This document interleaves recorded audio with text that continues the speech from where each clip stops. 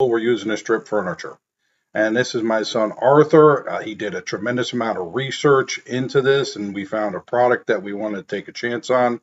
And we've been using it for about 4 weeks. And here you can see it right here. This is just a beam of light, and it's hitting the varnish, and it's creating a flame right there at the bottom, and it's basically evaporating the varnish off of the piece and leaving just the wood behind. And you can see there's some smoke. So we right now we're working on ventilation and a few other issues, but it's a new product and we're kind of getting our feel from it, but I figure I'd go ahead and share it with you. Now, we're about 3 weeks into experimenting with this and finding better techniques.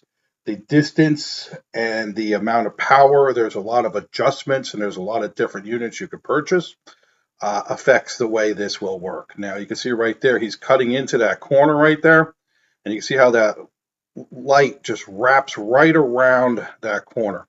Now, what you're seeing there isn't necessarily the light. It may be a little bit of a flame that's created by the varnish and the laser. I'm not too sure. There's not a tremendous amount of documentation on this stuff. It is a newer tool. It's a cutting edge tool. I mean, it's been around for a few years and other shops have been using it. But we figured it was time for us to take a shot on one and see how it works. And we've been very happy so far with the way this is performed. Now, these are expensive. You know, they're averaging about $15,000 to $20,000 per unit. They don't use a tremendous amount of power. I think this one uses 800 watts. The average hair dryer is usually 800 to 1200 watts, but it is a little bit of a complicated electrical situation. So we'll get into that later. Now, this is real time right here. So this is not sped up, not slowed down. This is just the pace that he's moving this across. He equates this a lot to stripping, spraying furniture.